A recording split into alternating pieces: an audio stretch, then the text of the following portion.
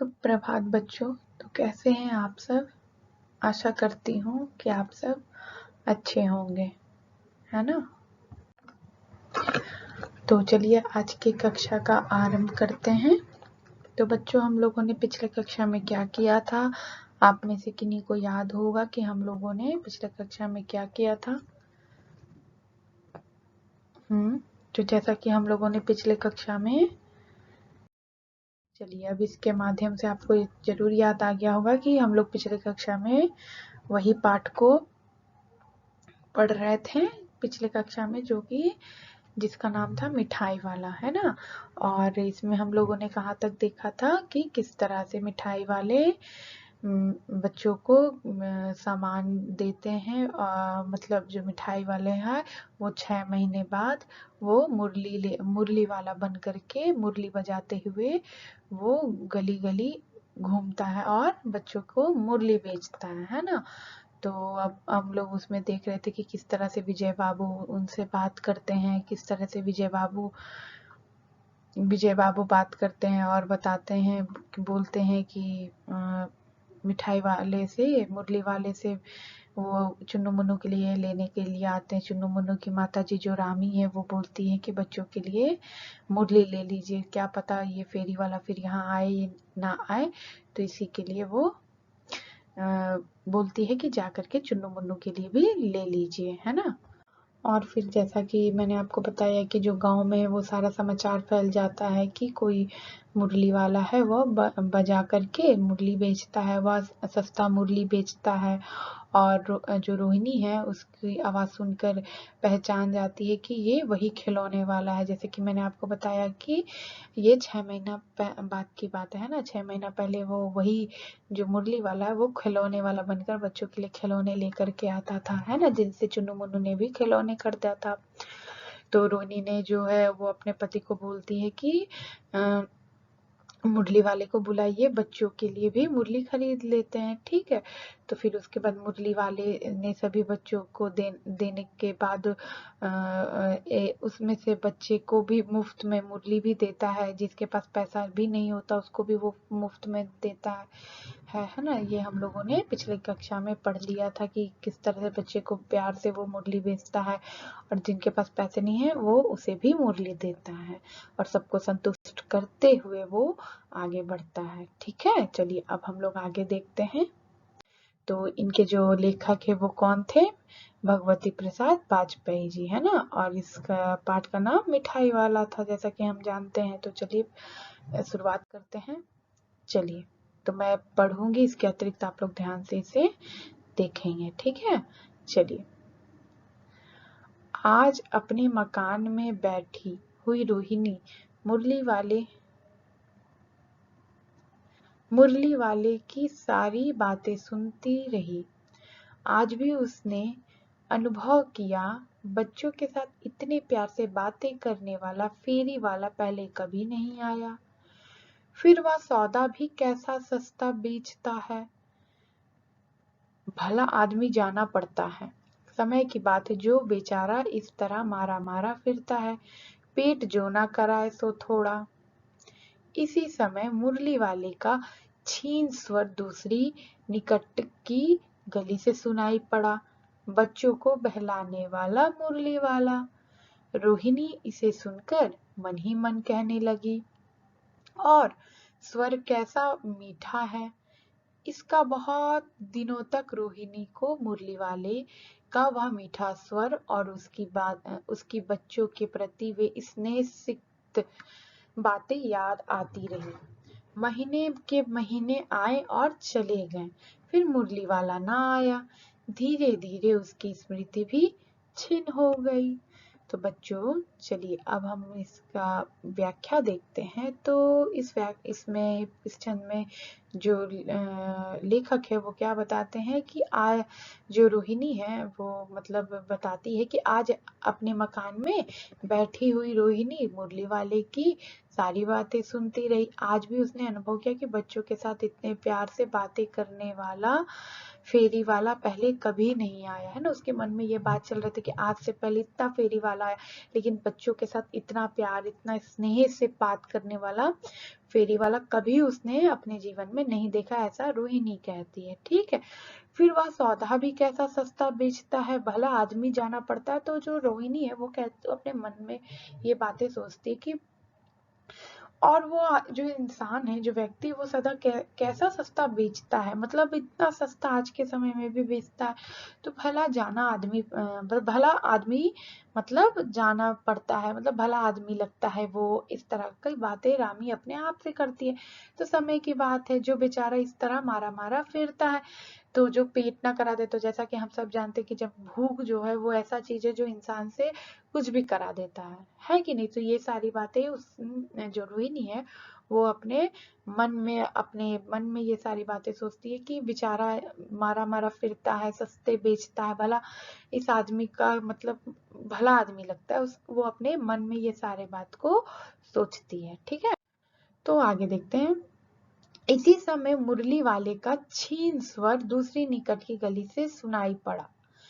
तो सुनाई पड़ा बच्चों को बहलाने वाला मुरली वाला। तो इसी समय मुरली वाले का छीन स्वर, छीन का अर्थ होता है बच्चों नष्ट।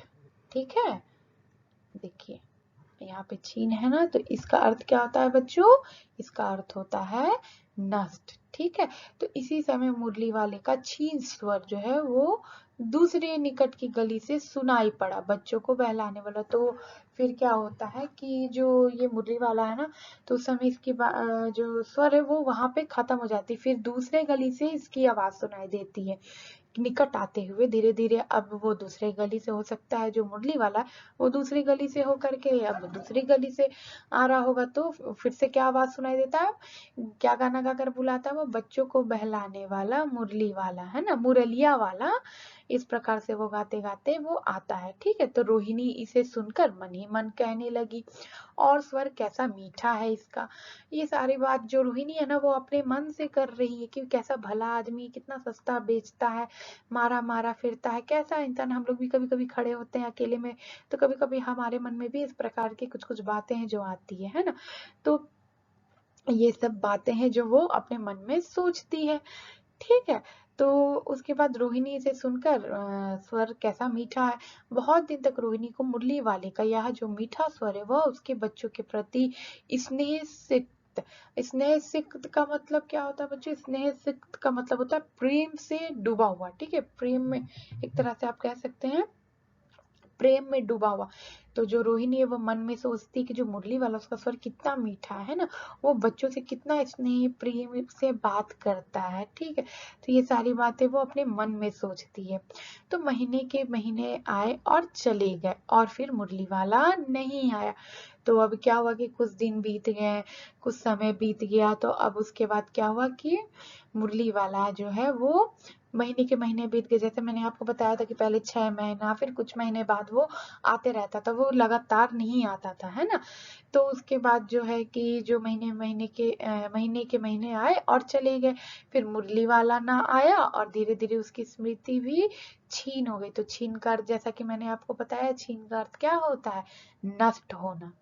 ठीक है, चीन का अर्थ होता है नष्ट। तो धीरे धीरे अब उसकी स्मृति, अब कुछ समय तक आप भी देखते होंगे कि हम लोग को भी अगर कोई चीज ना दिखे या ना मिले तो हम लोग भी कुछ समय तक भूल जाते हैं, फिर अचानक से जब वो दिखता है तो हमें याद आता है ना। तो उसी प्रकार से इसके साथ भी, रोहिणी के साथ भी यही हुआ। ठीक है, अब देखिए अब क्या हो रहा है। 6 महीने बाद की बात हुई, ठीक है। अब हो रही है 8 मास बाद। 8 मास बाद वो फिर से आया। कौन, जो पहले खिलौना बेचता था, फिर वो मुरली बेचने आया। अब 8 मास बाद देखते हैं कि वो क्या देखते हैं। ठीक है, सर्दी के दिन थे। रोहिणी स्नान करके मकान के छत पर चढ़कर आजानुलंबित केश राशि सुखा रही थी। इस समय नीचे की गली में सुनाई पड़ा बच्चों को बहलाने वाला मिठाई वाला। तो बच्चों अब यहाँ पे आप देखिए, जैसा कि आपको पहले मैं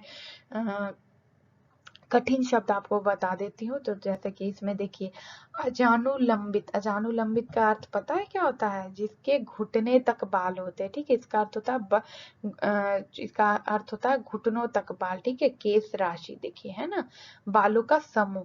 केश राशि का अर्थ क्या है? बालों का समूह। घुटने तक, जो रोहिणी थी ना, उसका बाल कितने तक था? घुटने तक था, ठीक है। लंबे घने बाल थे उसके। तो अब क्या हुआ, 8 मास बाद वो व्यक्ति जो है वो फिर आया, ठीक है। और अब वो क्या बोलता है? बच्चों को बहलाने वाला, मिठाई वाला, ठीक है। अब वो मिठाई वाला बन करके आया है। चलिए, तो अब आगे देखते हैं। मिठाई वाले का स्वर उसके लिए परिचित था। किसके लिए परिचित था? रामी के लिए। झट से माफ कीजिएगा, रोहिणी। रोहिणी नीचे उतर आई। उस समय उसकी पति मकान में नहीं थे। हाँ, उनकी वृद्ध दादी थी। रोहिणी उनके निकट आकर बोली, दादी, चुन्नू मुन्नू के लिए मिठाई लेनी है। जरा कमरे में चलकर ठहराओ। मैं उधर कैसे जाऊं? कोई आता ना हो। जरा हटकर मैं भी चिक्की ओट में बैठी रहूंगी। दादी उठकर कमरे में आकर बोली, ए मिठाई वाले, इधर आना।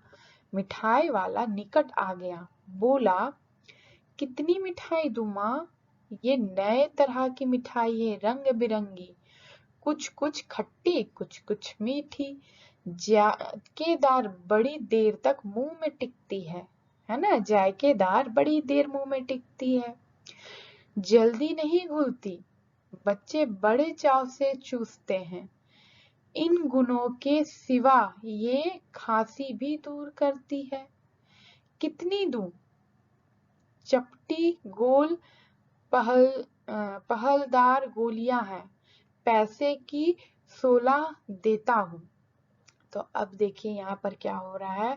जैसा कि मैंने आपको बताया कि अब पहले ये खिलौना बेचते थे, उसके बाद इन्होंने क्या बेचा? इन्होंने मुरली बेचा। फिर 8 मास बाद इन्होंने क्या बेचना? थोड़े दिन बाद रोहिणी को क्या सुनाई दिया? बच्चों को बहलाने वाला, मिठाई वाला, ठीक है। तो उसका स्वर जो है, जो मिठाई वाले का, उसका स्वर क्या था? उसके लिए, रोहिणी के लिए वो स्वर जो था वो परिचित था, ठीक है। मतलब परिचित का अर्थ क्या हो गया? जाना पहचाना था, ठीक है। परिचित का अर्थ क्या हो गया? जाना पहचाना था। झट से रोहिणी नीचे उतर गई, ठीक है। क्या हुआ? रोहिणी छत पे थी, केस अपने सुखा रही थी, बाल को सुखा रही थी, घुटने तक लंबे लंबे बाल थे। जब उसने मिठाई वाले का स्वर सुना तो वो फट से नीचे को उतर आई। और उस समय उसके पति मकान में क्या थे? नहीं थे। जो चुन्नू मुन्नू के जो पिताजी थे, उस समय वो घर पे नहीं थे, ठीक है। तो उनकी वृद्ध दादी, मतलब जो उनकी वृद्ध दादी थी, वृद्ध का अर्थ क्या है? बूढ़ा आदमी, कोई वृद्ध व्यक्ति, ठीक है, उम्र दर्ज आदमी, ठीक है। तो दादी थी। तो रोहिणी उनके निकट आकर बोली कि दादी, चुन्नू मुन्नू के लिए मिठाई लेनी है, जरा कमरे में चलकर ठहराओ। मैं उधर कैसे जाऊंगी? कोई आता ना हो। जरा हटकर मैं भी चिक्की और मैं बैठ रहूंगी। तो आपको जैसा कि मैंने बताया था कि जैसे जो महिलाएं थी पहले, वो चिक के द्वारा, चिक को हटा करके, जो बांस की जो लंबी लंबी जो पर्दे होते थे उसे हटा करके वो लोग पर्दे में रहते थे। तो आज के समय में तो ऐसा आपको, तो जैसा कि मैंने गृह कार्य भी दिया था कि चिक में जिस प्रकार से रोहिणी रहती थी, उस प्रकार से आज की महिलाएं रहती हैं। तो आप लिख करके लाए होंगे, मुझे विश्वास है।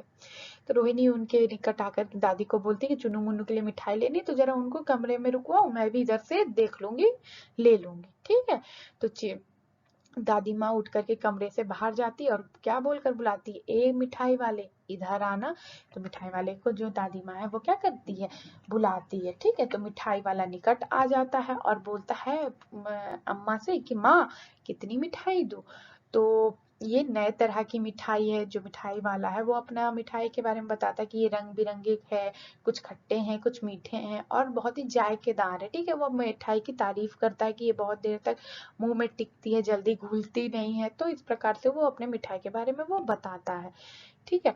तो बच्चे बड़े चाव से चूसते हैं, तो बच्चों को ये अच्छा लगता है। तो इन गुणों के सिवाय और ये किस चीज में काम आती है, ये खांसी को भी दूर रखती है, ठीक है। तो ये मिठाई में कुछ वैसा गुण होगा जिस जो कि बच्चों को, आप देखते भी होंगे मीठा खाने से कभी कभी खांसी भी हो जाता है ना, तो वही बता रहे कि ये मिठाई खाने से जो खांसी है ना वो भी दूर हो जाती है, ठीक है, वो भी होती नहीं है। तो मिठाई वाला बोलता है फिर कितनी दूं, इस प्रकार से दादी माँ से पूछता है। तो फिर वो चपटी गोल पहलदार गोलियां हैं, पैसे की 16 देता हूँ। तो जो मिठाई वाला है वो क्या बताता है कि मैं इसे एक पैसे की 16 देता हूँ, ठीक है। तो इस प्रकार से वो दादी से बात करता है, दादी को ये सारी बात बताता है कि मिठाई अच्छी है, खांसी दूर रखती है, तो अपने मिठाई के बारे में वो बताता है, ठीक है।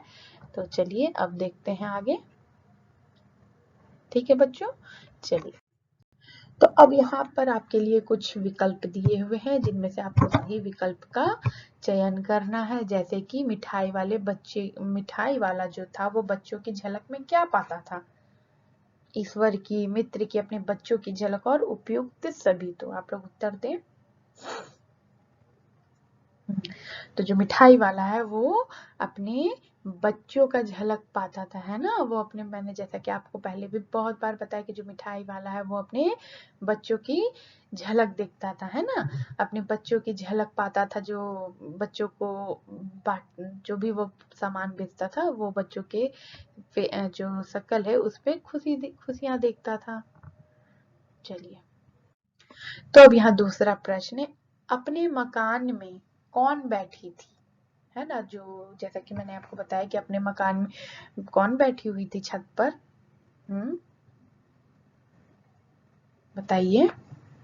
तो अपने मकान पर रोहिणी बैठी हुई थी, है ना, रोहिणी बैठ करके ऊपर छत पे बैठी थी और बाल सुखा रही थी, है ना, मकान में बैठी, तभी तो वो सुन करके नीचे आती है और दादी माँ से कहती है कि मिठाई वाले को बुलाइए, ठीक है बच्चों। चलिए अब यहाँ पर कुछ वाक्य है, जो वाक्य आपको बनाना है, कुछ शब्द है जिनसे आपको वाक्य में परिवर्तन करना है। जैसे कि फेरी वाला, तो फेरी वाला को आप वाक्य में परिवर्तन कीजिए।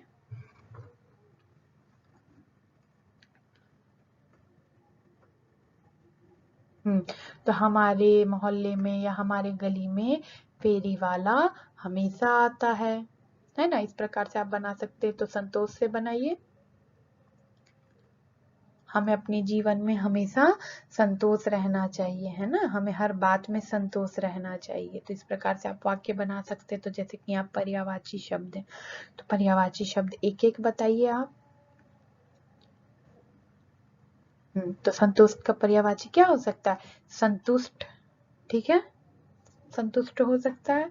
और विद्यालय का तो जैसे कि विद्यालय का हो सकता है स्कूल, है ना, स्कूल बोल सकते हैं हम, पाठशाला बोल सकते हैं, है ना, ठीक है बच्चों। चलिए तो अब आगे देखते हैं।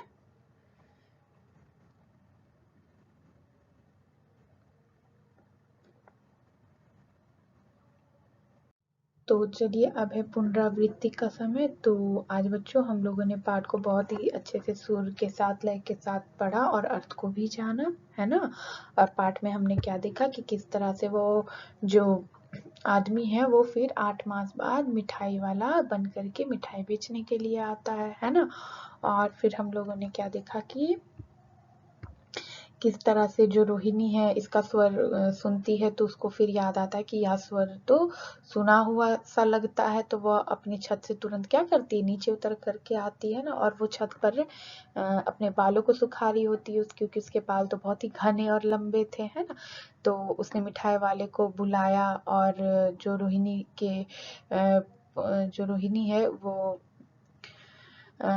रोहिणी है वो दादी माँ को बोलती है कि मिठाई वाले को बुलाइए, और मिठाई वाले फिर आता है। तो फिर दादी माँ से वो बताता है कि उसका मिठाई कैसा था, वो मिठाई किस तरह से रंग बिरंगा है, अच्छा है, वो सब कुछ बताता है ना।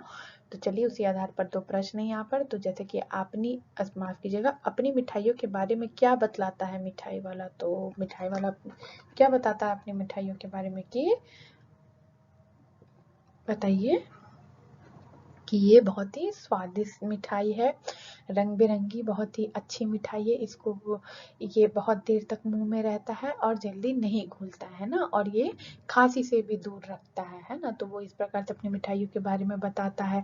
और दूसरा प्रश्न है, मिठाई वाले का स्वर किसके लिए परिचित था? तो मिठाई वाले का स्वर जो है रोहिणी के लिए, जो रोहिणी थी उसके लिए क्या था? परिचित था, है ना। चुनु मुन्नू की मम्मी के लिए वो क्या था? परिचित था, है ना। वो जानती थी कहीं ना कहीं उसकी आवाज को। ठीक है बच्चों, तो चलिए अब आगे बढ़ते हैं। तो ये है आज का आपका गृह कार्य, तो इसे आप करके लेकर के आएंगे। ठीक है, तो जैसा कि इस कहानी में मिठाई वाला दूसरों को प्यार और खुशी देकर अपना दुख कम करता है। इस मिजाज की और कहानियां, कविताएं ढूंढिए और लिखिए। ठीक है, तो आप इस प्रकार की, जिसमें जो कोई भी व्यक्ति हो जिसमें कि ऐसा दिया हो कि दूसरों को प्यार और खुशी देकर अपना जो भी दुख है उसको कम करता है, तो इस तरह की अगर आप कहीं कहानियां देखे हैं या फिर कविता पढ़े हैं तो और इस प्रकार से आप ढूंढेंगे और इस तरह के 5 कविताएं या फिर कहानियां आप नाम लिख करके कल कक्षा में लेकर आएंगे। ठीक है बच्चों, तो धन्यवाद।